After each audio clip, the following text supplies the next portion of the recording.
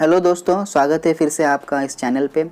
आज हम इस वीडियो में जो स्टूडेंट्स 12th साइंस के बाद या आईटीआई के बाद डायरेक्ट सेकेंड ईयर डिप्लोमा में इंजीनियरिंग या टेक्नोलॉजी में एडमिशन लेना चाहते हैं, उनके लिए एडमिशन का नोटिफिकेशन जारी हो चुका है। यह एडमिशन प्रोसेस ऑलरेडी 17 अगस्त से स्टार्ट हो चुका है। तो इसकी ऑनलाइन रजिस्ट्रेशन की प्रोसेस क्या रहेंगी, डॉक्यूमेंट वेरिफिकेशन कैसे होगा, एप्लीकेशन फॉर्म किस तरह से कंफर्म करना है, इसके बारे में डिटेल्स में जानेंगे। उसके बाद में ई स्क्रूटिनी के बारे में जानेंगे, फिजिकल स्क्रूटिनी मोड क्या है उसके बारे में जानेंगे। उसके बाद में एलिजिबिलिटी क्राइटेरिया एडमिशन के लिए क्या है उसके बारे में डिटेल्स में जानेंगे, और एक्टिविटीज़ के शेड्यूल्स क्या हैं, ठीक है, डे बाय डे उसके बारे में जानकारी लेंगे। और एडमिशन फॉर्म फिल करते वक्त इम्पोर्टेंट इंस्ट्रक्शंस क्या दिए गए हैं उसके बारे में जानेंगे। चलिए वीडियो को स्टार्ट करते हैं। सबसे पहले ये जो नोटिफिकेशन है, जो students government aided, university managed, unaided private educational institutes में महाराष्ट्र स्टेट में एडमिशन लेना चाहते हैं, इस साल यानी 2020-21 में एडमिशन लेना चाहते हैं, उनके लिए ये नोटिफिकेशन है। कोविड-19 को मद्देनज़र रखते हुए सोशल डिस्टेंसिंग का यहाँ अच्छे से मेंटेन करना है। इस एडमिशन लेते वक्त यहाँ पे जो कुछ भी गवर्नमेंट ने नोटिफिकेशन जारी किया है, रूल्स एंड रेगुलेशन जारी किए हैं, उनको यहाँ पे स्ट्रिक्टली फॉलो करना है। उसके बाद में अगर आपको फैसिलिटेशन सेंटर में जाना नहीं है फिजिकल वेरिफिकेशन के लिए, तो आप इस वक्त ई स्क्रूटिनी एक कंसेप्ट यहाँ पे कॉम्पिटेंट अथॉरिटी ने इंट्रोड्यूस की है, तो यहाँ पे हम उसका भी इस्तेमाल कर सकते हैं। तो यहाँ पे दो मेथड से आप अपने वेरिफिकेशन डॉक्यूमेंट के वेरिफिकेशन करा सकते हैं या ऑनलाइन रजिस्ट्रेशन कर सकते हैं। सबसे पहले ई स्क्रूटिनी मोड है, मेथड 1। जिस कैंडिडेट के पास कंप्यूटर है, इंटरनेट की फैसिलिटी अवेलेबल है, तो ऐसे स्टूडेंट्स अपना एप्लीकेशन फॉर्म ऑनलाइन ही फिल कर सकते हैं और वो पूरा का पूरा स्क्रूटिनाइज ऑनलाइन ही कर सकते हैं लास्ट तक। सेकंड मोड है फिजिकल वेरिफिकेशन या फिजिकल स्क्रूटिनी मोड। जिनके पास स्मार्टफोन नहीं है, जिनके पास कंप्यूटर नहीं है, इंटरनेट फैसिलिटी नहीं है, ऐसे स्टूडेंट्स जितने भी नियर बाय रजिस्ट्रेशन के फैसिलिटेशन सेंटर हैं वहाँ पे जाके अपना एप्लीकेशन फॉर्म रजिस्ट्रेशन कर सकते हैं, लेकिन शेड्यूलिंग के हिसाब से। वहाँ पे आपको सोशल डिस्टेंसिंग स्ट्रिक्टली मेंटेन करना होगा, ठीक है। जितने भी रजिस्टर्ड कैंडिडेट्स रहेंगे उनको एक डेट या टाइम स्लॉट दिया जाएगा फिजिकल स्क्रूटिनी मोड के लिए। उसी वक्त आपको वहाँ पे एप्लीकेशन फॉर्म को रजिस्ट्रेशन करवाने के लिए जाना है। वहाँ पे आपको सब तरह की सहायता मिल सकती है, जैसे एप्लीकेशन फॉर्म को भरना, स्कैनिंग करना, डॉक्यूमेंट वेरीफाई करना, ठीक है। तो यहाँ पे आप पूरा का पूरा एप्लीकेशन फॉर्म भरने तक, डॉक्यूमेंट वेरीफाई करने तक पूरी एक्टिविटी एक जगह पे आप कर सकते हैं, लेकिन यहाँ पे आपको सोशल डिस्टेंसिंग मेंटेन करना है। उसके बाद में हम जानेंगे जो भी इंफॉर्मेशन ब्राउचर है, जितने भी रूल्स एंड रेगुलेशंस है एडमिशन रिगार्डिंग, यहाँ इस वेबसाइट के ऊपर उन्होंने डिस्प्ले किए हैं। वहाँ से आप उस वेबसाइट से उस पूरे ब्राउचर को डाउनलोड कर सकते हैं। अब जानते हैं एलिजिबिलिटी क्राइटेरिया एडमिशन के लिए क्या है। तो सबसे पहले क्राइटेरिया है कैंडिडेट जो है वो इंडियन नेशनलिटी का होना चाहिए। सेकंड, वो 12+2 एग्जामिनेशन पास होनी चाहिए। इसमें फिजिक्स और केमिस्ट्री सब्जेक्ट कंपलसरी होने चाहिए, और उसके साथ में मैथमेटिक्स एंड बायोलॉजी सब्जेक्ट होना चाहिए। अगर ये नहीं है तो सेकंड क्राइटेरिया फुलफिल होना चाहिए, कैंडिडेट ने 12th साइंस पास होनी चाहिए, यानी 10+2 पास होना चाहिए, उसमें मैथमेटिक्स एक सब्जेक्ट होना चाहिए। Secondly 12+ science with technical subject होना चाहिए। उसके बाद में 12+2 वोकेशनल वाले भी यहाँ पे एडमिशन ले सकते हैं। और लास्ट में 10th + 2 ईयर्स का आईटीआई जो अप्रोप्रिएट ट्रेड में उनका कंप्लीट हो चुका है, ऐसे कैंडिडेट्स भी डिप्लोमा डायरेक्ट सेकेंड ईयर में एडमिशन ले सकते हैं। तो इस क्राइटेरिया को अच्छे तरह से आप समझ लें। नेक्स्ट है कुछ इम्पोर्टेंट नोटिफिकेशन यहाँ पे हैं। जितने भी एलिजिबिलिटी क्राइटेरियाज़ हैं एमएसबीटी के गाइडलाइंस में, यहाँ पे इंफॉर्मेशन ब्राउचर में उन्होंने दिए हैं, तो उसको अच्छे से पढ़े। जो स्टूडेंट्स अदर महाराष्ट्र यानी अदर देन महाराष्ट्र स्टेट के कैंडिडेट्स हैं, उनको सिर्फ इंस्टीट्यूशनल कोटा में ही एडमिशन मिलेगा, ठीक है। अगर वो भी अगर डायरेक्ट सेकेंड ईयर में मतलब कैप रजिस्ट्रेशन होने के बाद, कैप का पूरा प्रोसेस होने के बाद अगर वहाँ पे सीट्स खाली रही तो उस इंस्टीट्यूट कोटा के अंदर आप एडमिशन वहाँ पे ले सकते हैं। नेक्स्ट है ऑनलाइन रजिस्ट्रेशन फॉर एडमिशन। तो यहाँ पे एक वेबसाइट दी गई है, उस वेबसाइट के ऊपर आप पूरा का पूरा अपना एप्लीकेशन ऑनलाइन फिल कर सकते हैं। उसके बाद में फ़ीस के बारे में जानेंगे। जो भी फ़ीस यहाँ पे करना है वो फ़ीस आपको ऑनलाइन मोड से करना है, या आप क्रेडिट कार्ड से कर सकते हैं, डेबिट कार्ड से कर सकते हैं, या नेट बैंकिंग से कर सकते हैं। अदर जो भी मोड ऑफ पेमेंट है यहाँ पे परमिटेड नहीं है। तो एप्लीकेशन फ़ी है जनरल कैटेगरी के लिए 400 rupees, general categories for Maharashtra और आउटसाइड महाराष्ट्र स्टेट के लिए है। और रिज़र्व कैटेगरी, जितने भी रिज़र्व कैटेगरी के कैंडिडेट्स हैं यहाँ पे मेंशन किए हैं, उन सब के लिए 300 रुपीज़ का चार्ज है। नेक्स्ट अब जानते हैं डिटेल्स में एक्टिविटीज़ के बारे में। तो सबसे पहले first activity online registration of application and uploading of required documents.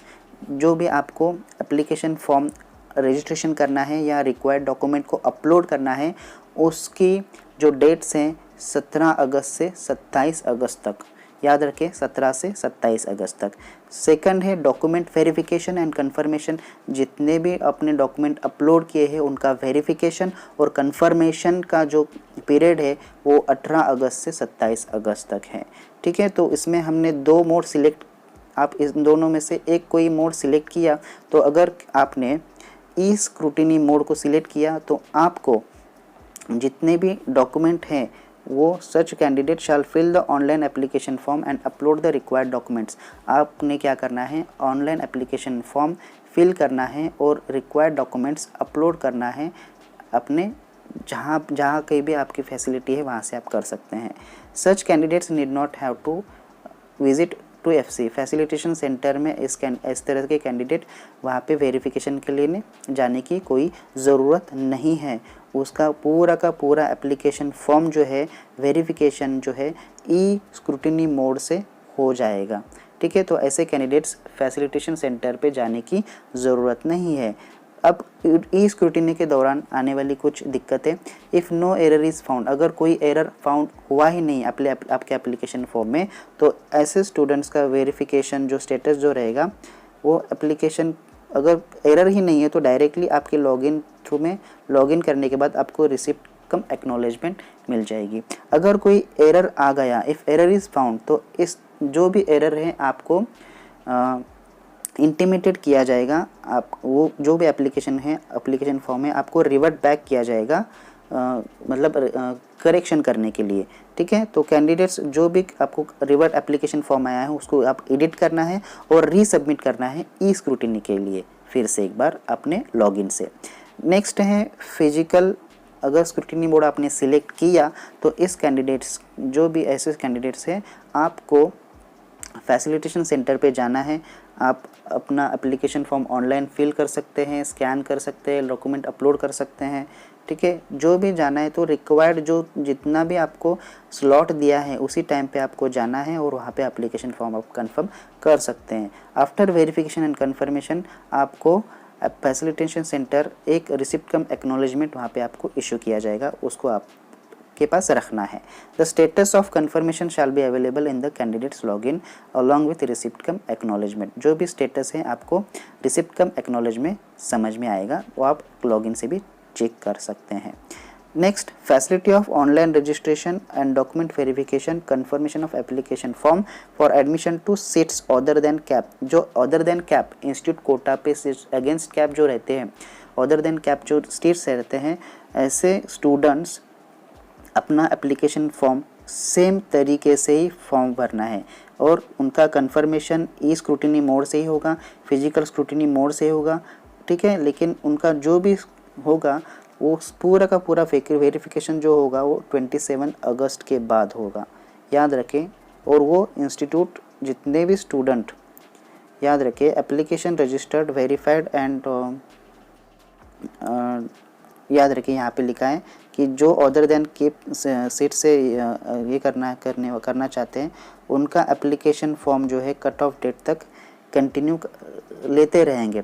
लेकिन जो एप्लीकेशन फॉर्म 27 अगस्त के बाद वेरीफाई किया जाएगा ई स्क्रूटिनी थ्रू या फिजिकल स्क्रूटिनी थ्रू, उनको भी अगेंस्ट कैप में ही कंसिडर किया जाएगा। तो याद रखें, ये जो डेट्स दिए गए हैं उनको अच्छे से फॉलो करना है। Next, display of provisional merit list. एक प्रोविजनल मेरिट लिस्ट यहाँ पे डिस्प्ले हो जाएगी, उसकी डेट है 30 अगस्त। सबमिशन ऑफ ग्रीवेंस, अगर प्रोविजनल मेरिट लिस्ट आने के बाद कुछ ग्रीवेंस रहते हैं, उनको उन ग्रीवेंस को यानी क्या, अगर कोई डॉक्यूमेंट्स हमने सबमिट करना भूल गए हैं या वो डॉक्यूमेंट सबमिट हुआ नहीं या प्रॉपर डॉक्यूमेंट आपने सबमिट नहीं किया, तो इस तरह के डॉक्यूमेंट्स को रीसबमिट करना होता है, उसको हम ग्रीवेंस कहते हैं। ठीक है, तो इसका पीरियड है 31 अगस्त से लेके 2 सितंबर। तो अगर आपने ई स्क्रूटिनी मोड सिलेक्ट किया है तो इस तरह के जो कैंडिडेट्स रहेंगे उनको डायरेक्टली क्या होगा, consider candidate shall raise the grievance about correction required. जो भी करेक्शन आपको आया है वो करेक्शन आपको फुलफिल करना है। The application of such candidate shall be reverted back. ऐसे इस तरह के कैंडिडेट्स के एप्लीकेशन रिवर्ट बैक में आएंगे, उनको क्या करना है, उसको जितने भी एरर्स हैं या ग्रीवेंस हैं आपको रेक्टिफाई करना है और फिर से वापस आपको अप्लाई करना है। Candidate shell upload the required, जितने भी रिक्विसाइड डॉक्यूमेंट्स हैं आपको रिक्विसाइड डॉक्यूमेंट्स वहाँ पे अपलोड करने हैं और करेक्शन फुलफिल करना है और उस क्लेम को आप अप्लाई कर सकते हैं। द स्टेटस ऑफ एक्सेप्टेंस और rejection of grievance raised bye candidate shell be available in candidates login along with receipt cum acknowledgement. Latest receipt cum acknowledgement, जो भी स्टेटस होगा वो आपके लॉगिन में रिसिप्ट कम एक्नॉलेजमेंट देख के आएगा। Second thing, for physical scrutiny mode, इस तरह के कैंडिडेट रहेंगे तो आपको फिजिकली फैसिलिटेशन सेंटर के पास जाना है, जो भी आपने फैसिलिटेशन सेंटर सिलेक्ट किया है। Candidate shell submit the required document या रिक्विसाइड डॉक्यूमेंट्स, आप जितने भी रिक्वायर्ड डॉक्यूमेंट्स हैं वो आपको वहाँ पे सबमिट करना है, दिखाना है। FC shall issue the latest receipt cum acknowledgement. Facilitation centre आपको रिसिप्ट कम लेटेस्ट वाला एक्नॉलेजमेंट दे देगी। लास्ट में है display of final merit list. 4 नवंबर को ये डिस्प्ले हो जाएगी वेबसाइट के ऊपर। ठीक है, तो जितने भी स्टूडेंट्स, यहाँ पे इम्पोर्टेंट नोट एक दी है, ऑल टाइप्स ऑफ स्टूडेंट्स या candidates aspiring the admission under CAP seat shall register, get documents verified and application form confirmed either by e scrutiny mode और फिजिकल स्क्रूटिनी मोड। याद रखें, जितने भी आपने एडमिशन स्टूडेंट्स अप्लाई कर रहे हैं कैप सीट्स के लिए, उनको ई स्क्रूटिनी मोड या फिजिकल स्क्रूटिनी मोड से वेरीफाई या कंफर्म कराना है। ऐसे ही कैंडिडेट्स एलिजिबल रहेंगे कैप मेरिट के लिए। ठीक है, next, the candidates aspiring for admission for institutional Kota seats remaining vacant after cap. Cap होने के बाद ही इंस्टीट्यूशन कोटा के एडमिशन लेना है, लेकिन उनको भी क्या करना है, रजिस्टर्ड होना ज़रूरी है। कुछ स्टूडेंट्स क्या करते हैं, रजिस्ट्रेशन ही नहीं करते, डायरेक्टली इंस्टीट्यूट में जाते हैं, तो ऐसा नहीं होगा। उन बच्चों को भी DT के साइट पे ऑनलाइन रजिस्ट्रेशन करना पड़ेगा और उनको भी ई स्क्रूटिनी मोड से या फिजिकली स्क्रूटिनी मोड से अपने डॉक्यूमेंट वेरीफाई करने होंगे। इस तरह के कैंडिडेट्स को इंस्टीट्यूट लेवल पे एडमिशन दिया जाएगा मेरिट लिस्ट के हिसाब से एट इंस्टीट्यूट लेवल। अब जानते हैं कुछ इम्पोर्टेंट इंस्ट्रक्शंस के बारे में। ठीक है, तो इम्पोर्टेंट इंस्ट्रक्शंस क्या हैं, तो सबसे पहले कोविड-19 जो आउटब्रेक हुआ है तो उसके जो कुछ भी गाइडलाइंस है गवर्नमेंट ऑफ महाराष्ट्र ने दिए हुए, उन गाइडलाइंस को आपको यहाँ पे फॉलो करना है, स्ट्रिक्टली फॉलो करना है।